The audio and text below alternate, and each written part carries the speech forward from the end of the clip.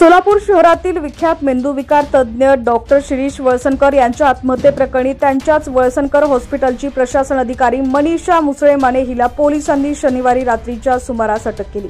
न्यायालयाने रविवारी तिला 3 दिवसांची पोलीस कोठडी सुनावली। मनीषाने मुलांना मारून स्वतः पेटून घेण्याची धमकी देणारा मेल डॉक्टरांना पाठवला होता। यामुळे नैराश्यात गेलेल्या डॉक्टर वळसणकरांनी स्वतःचं जीवन संपवण्याचं पाऊल उचललं।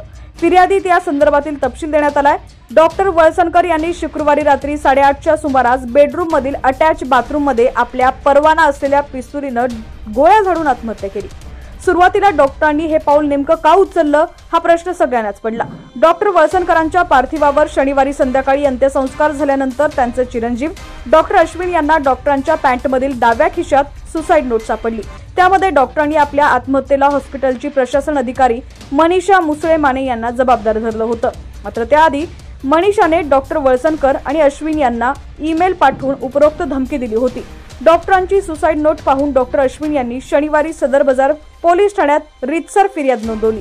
त्यानुसार पोलिसांनी त्याच रात्री 9:30 वाजता महिला हवालदार गवासने यांनी मनीषाला ताब्यात घेतलं। त्यानंतर तिला रात्री 11 वाजता फौजदार संजीवनी व्होटे यांनी अटक केली।